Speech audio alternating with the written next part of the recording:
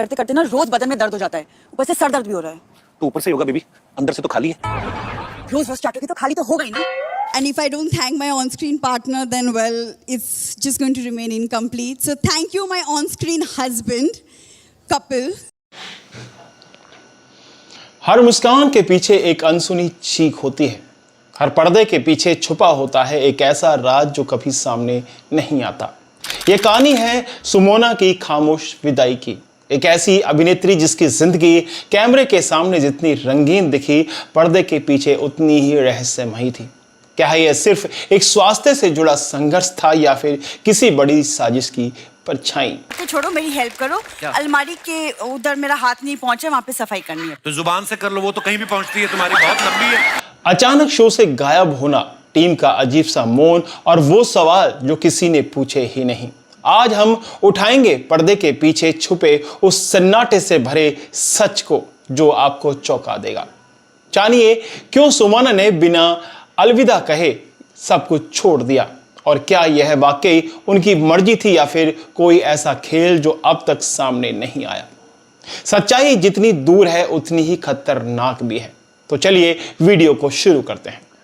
कहानी शुरू होती है उत्तर प्रदेश की राजधानी लखनऊ की गलियों से, जहां 24 जून 1988 को उनका जन्म हुआ। उन्होंने अपनी शुरुआती शिक्षा लखनऊ के प्रतिष्ठित लॉरेंटो कॉन्वेंट स्कूल से प्राप्त की। इसके बाद उनका परिवार मुंबई शिफ्ट हो गया, जहां उन्होंने अपनी आगे की पढ़ाई पूरी की। आपको यह जानकर हैरानी होगी कि अभिनय की दुनिया में कदम रखने से पहले उन्होंने मुंबई के जय हिंद कॉलेज में अर्थशास्त्र की स्नातक डिग्री हासिल की, जो यह दर्शाता है कि उनकी एजुकेशन पक्ष भी उतना ही मजबूत था। वे केवल ग्लैमर के पीछे नहीं भागी थी, लेकिन किस्मत को कुछ और ही मंजूर था। मात्र 11 साल की आयु में उन्हें वह सुनहरा मौका मिला जिसका सपना हर कलाकार देखता है। उन्होंने 1999 में आमिर खान और मनीषा कोइराला की चर्चित फिल्म मन में एक बाल कलाकार के रूप में अभिनय किया और यहीं से शुरू हुआ उनके अभिनय सफर का शानदार अध्याय। सालों बाद जब मन की फिल्म एक क्लिप सोशल मीडिया पर वायरल हुई तो सुमोना ने बड़े ही मासूम अंदाज में इसकी पुष्टि की और लिखा, मैं सिर्फ एक बच्ची थी यार। आमतौर पर इतनी बड़ी फिल्म में काम करने के बाद लोग सोचते हैं कि किसी का करियर तुरंत ऊंचाइयों को छू लेता है, लेकिन सुमोना के साथ ऐसा नहीं हुआ। उन्होंने एक अलग रास्ता चुना और एक्टिंग से दूरी बनाकर अपनी पढ़ाई पर ध्यान केंद्रित किया।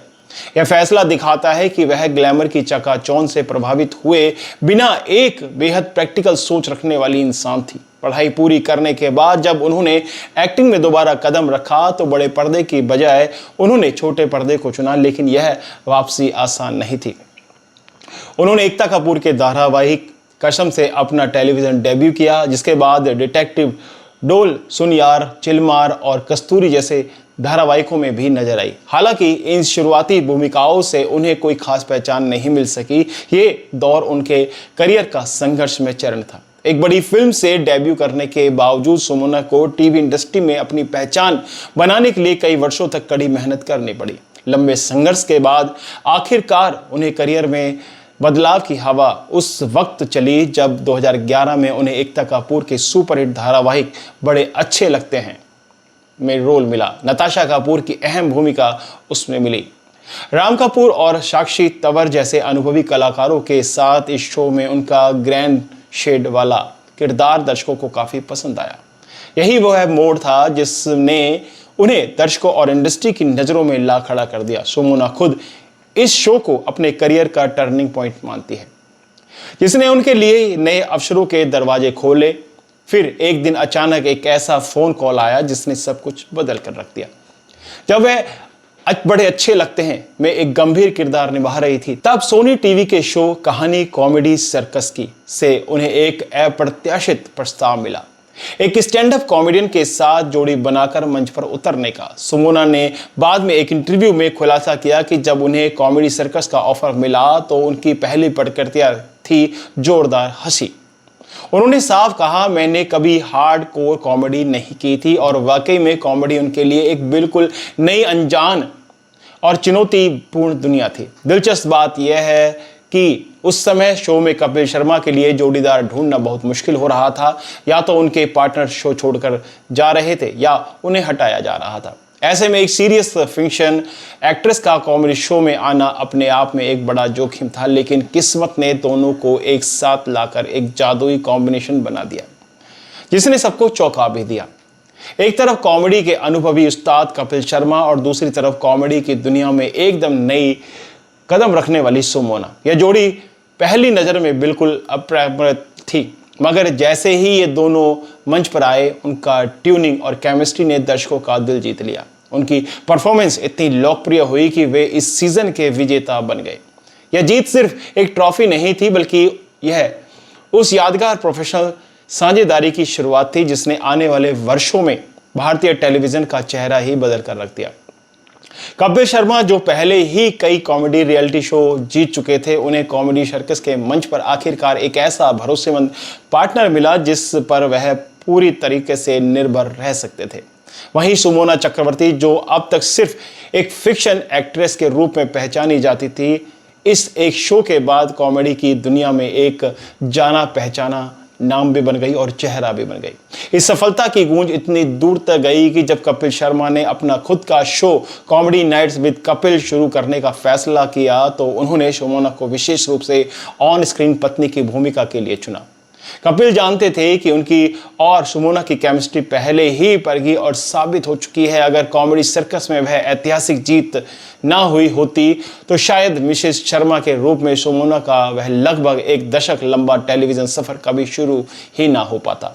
कॉमेडी नाइट्स विद कपिल और द कपिल शर्मा शो ने सुमोना को न सिर्फ लोकप्रियता और पहचान दी, बल्कि आर्थिक रूप से भी उन्हें सशक्त बनाया।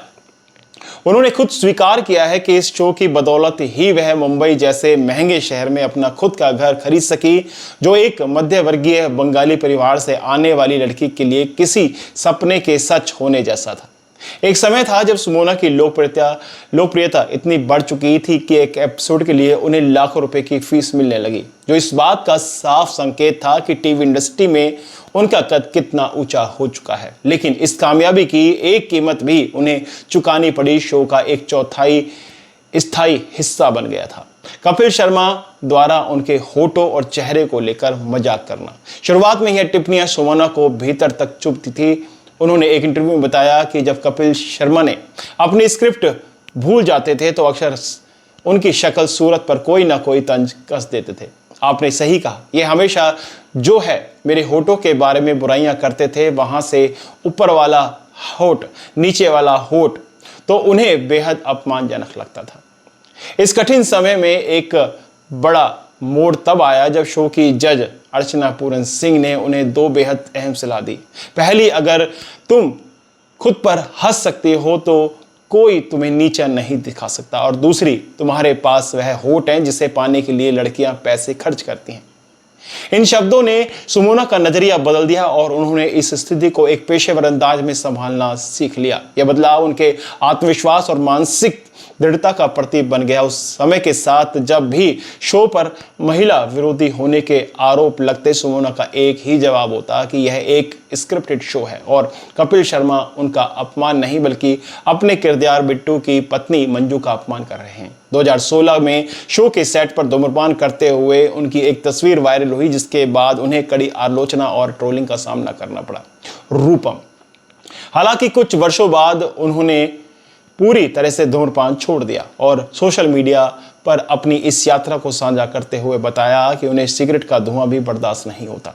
यह बदलाव उनके जीवन में एक महत्वपूर्ण व्यक्तिगत रूपांतरण था। इसके अलावा उनके नाम को सम्राट मुखर्जी, काजोल और रानी मुखर्जी के चचेरे भाई से जोड़ने वाली अफवाहों में भी काफी समय तक चलती रही, जिन्हें सुमोना ने हमेशा सख्ती से खारिज किया। उन्होंने इसे 10 साल पुरानी और पूरी तरह निराधार कहानी बताया और मीडिया से अपनी निजता का सम्मान करने की गुजारिश की। हर इंसान की जिंदगी में ऐसे कुछ दिन होते हैं जो हमेशा दिल पर गहराई से छप जाते हैं।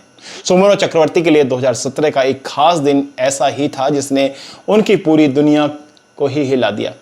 उस समय उनकी माँ की तबीयत अचानक खराब हो गई थी। उनके पिता, जो हमेशा परिवार की ताकत बन रहे थे, माँ को लेकर अस्पताल के लिए निकले। घर के नज़दीक ही 7 हिल्स के पास अस्पताल था। इसलिए उन्होंने सोचा कि कार छोड़कर ऑटो रिक्शा लेना जल्दी रहेगा, लेकिन मुंबई जैसे बड़े शहर में सुबह सुबह रिक्शा मिलना भी कभी कभी युद्ध समान होता है। उन्होंने कई रिक्शे रोके पर कोई नहीं रुका। अंत में एक रिक्शा वाला तो रुका, पर जब पिता ने जल्दी अस्पताल पहुंचाने की बात कही तो वह ड्राइवर तैयार नहीं हुआ।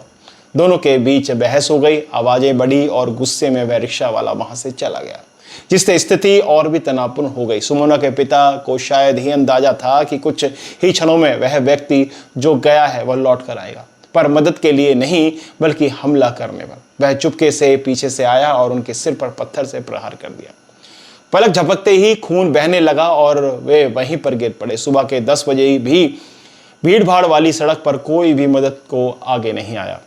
उस समय सुमोना की मां, जो स्वयं बीमार थी, ने हिम्मत बटोरकर अपने घायल पति को किसी तरह अस्पताल पहुंचाया। यह घटना केवल शारीरिक चोट नहीं थी बल्कि सुमोना के परिवार और उनकी आत्मा पर गहरा आघात थी। बाद में पुलिस ने शिकायत दर्ज की गई, पर उस पल का भय और दर्द, उनके पिता के खून से सनी यादें सुमोना कभी भूल न सकी। उन्होंने इसे अपना सबसे बुरा दिन बताया। सुमोना एक चुपके और दर्दनाक लड़ाई लड़ रही थी। मई 2021 में उन्होंने इंस्टाग्राम पर खुलासा किया कि वे 2011 में एंड्रोमेट्रियोसिस नाम की एक गंभीर बीमारी से जूझ रही हैं, जो कई वर्षों से चरण 4 में है।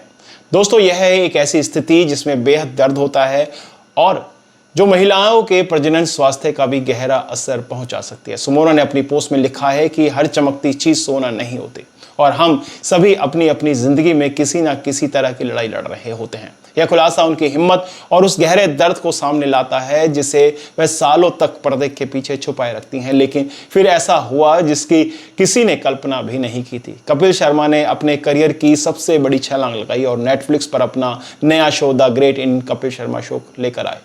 इस शो के लिए सुनील ग्रोवर भी एक लंबे समय बाद वापसी करके आए और पुरानी टीम फिर से एक साथ आई। सब कुछ भव्य और शानदार था। पूरा परिवार एक साथ था सिवाय एक के, उनकी ऑन स्क्रीन पत्नी सुमोना के। जैसे ही शो का ऐलान हुआ, सबसे बड़ा सवाल यह था कि सुमोना कहाँ है। क्या उन्हें शो से बाहर कर दिया गया, या उन्होंने खुद को शो से बाहर कर लिया, या फिर चमक दमक के पीछे कोई गहरी और अनकही कहानी छुपी है जो आज तक किसी के सामने नहीं आई। शो के प्रीमियर के बाद दर्शकों ने तुरंत सुमोना की कमी को महसूस किया और सोशल मीडिया पर सवालों की बाढ़ आ गई। फैंस ने साफ कर दिया कि कपिल शर्मा का परिवार उनके बिना अधूरा है, चाहे वह मंजू हो या फिर भूरी। लोग लगातार मांग कर रहे थे कि सुमोना को शो में वापस लाया जाए, क्योंकि उनके बिना शो की एक पुरानी चमक और मस्ती कहीं खो गई है। यह केवल एक किरदार की गैर मौजूदगी नहीं थी, बल्कि उस परिवार के टूटने जैसा था जिसे करोड़ों लोग हर हफ्ते अपने घरों में देखकर अपनाते थे। लेकिन कहानी में ट्विस्ट तब आया जब सुमोना ने इस विषय में पूछा गया। उन्होंने बेहद सादगी और प्रोफेशनलिज्म के साथ जवाब दिया कि उनके पास कोई स्पष्ट उत्तर नहीं है। उन्होंने बताया कि उनका पिछला शो जुलाई 2023 में खत्म हो गया था और इसके बाद सभी अपने अपने जीवन और प्रोजेक्ट्स में व्यस्त हो गए। सुमोना ने यह भी जोर देकर कहा कि उनके और कपिल के बीच कोई भी मनमुटाव या झगड़ा नहीं है। एक इंटरव्यू में तो उन्होंने ये साफ कह दिया था कि वे शो को मिस नहीं कर रही हैं और उनका कपिल के साथ रिश्ता हमेशा से ही पूरी तरह प्रोफेशनल रहा है। लेकिन क्या यह कहानी सचमुच इतनी सीधी और सरल है? आपको लगता है? पर्दे के पीछे की खबरें कुछ और ही रहस्य और जटिलता को उजागर कर रही हैं। दोस्तों, कई मीडिया रिपोर्ट्स और अंदरूनी सूत्रों ने दावा किया है कि सुमोना को इस फैसले से बहुत बड़ा झटका लगा और वे बेहद नाराज, वे दुखी थी। रिपोर्ट्स के मुताबिक उन्हें पूरी उम्मीद थी कि उन्हें भी नेटफ्लिक्स के नए शो में शामिल किया जाएगा, लेकिन कपिल की तरफ से कभी कोई कॉल या संपर्क नहीं आया। यह भी कहा गया कि सुमोना को ऐसा लगा कि शायद शो में उनके लुक्स, खासकर उनके होठों पर जो मजाक उड़ाया जाता था, उसके कास्टिंग के फैसले को प्रभावित किया हो। शो की तरफ से आधिकारिक बयान आया कि नेटफ्लिक्स शो का फॉर्मेट पूरी तरीके से अलग है और यह एक क्रिएटिव फैसला था, लेकिन एक दशक की वफादारी के बाद बिना किसी स्पष्ट बातचीत के शो से बाहर कर दिया गया जाना किसी भी कलाकार के लिए बहुत बड़ा झटका होता है।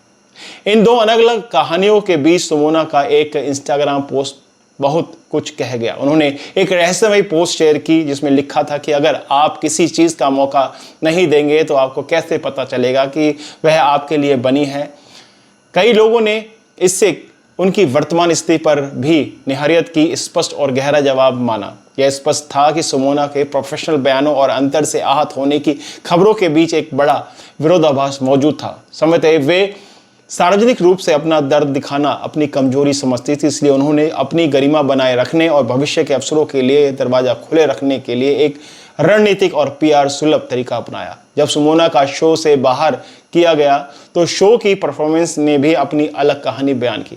सोनी टीवी पर death Kapil Sharma show TRP chart पर राज करता था और भारतीय परिवारों के लिए एक वीकेंड रिचुअल बन गया था, जिसकी लोकप्रियता वर्षों तक बरकरार रही। वहीं नेटफ्लिक्स पर द ग्रेट इंडियन शो ने धमाकेदार शुरुआत की। पहले 2 एपिसोड को 2 मिलियन से अधिक व्यूज मिले, लेकिन तीसरे हफ्ते से ही शो की व्यूअरशिप में भारी गिरावट आई। यह दर्शक संख्या 0.2 मिलियन तक गिर गई थी और शो नेटफ्लिक्स की ग्लोबल टॉप 10 लिस्ट से बाहर हो गया, जिससे स्पष्ट हुआ कि शो की सफलता अपेक्षित स्तर पर नहीं पहुंच पाई। लेकिन कपिल शर्मा के शो से बाहर होने के बाद सुमोना ने साबित कर दिया कि उनकी पहचान सिर्फ मिसेस शर्मा तक सीमित नहीं है। उन्होंने अपने दूसरे जुनून खासकर ट्रैवल को आगे बढ़ाया और दुबई डायरीज और स्विस मेड एडवेंचर्स जैसे ट्रैवल शो होस्ट किए। उनका सबसे बड़ा और साहसिक कदम फेयर फैक्टर था। खतरों के खिलाड़ी 14 में उनकी भागीदारी के पीछे अंदरूनी सूत्रों का कहना है कि कपिल के शो से अचानक बाहर होने के बाद उन्हें एक नए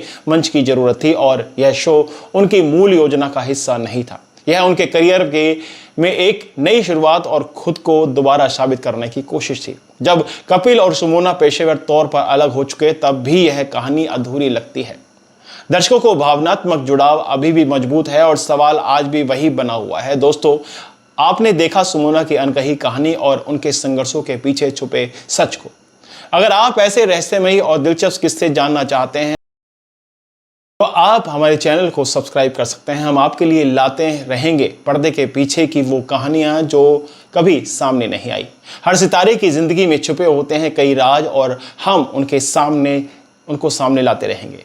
तब तक अपनी जिज्ञासा बनाए रखें और हमारे चैनल के साथ बने रहिए।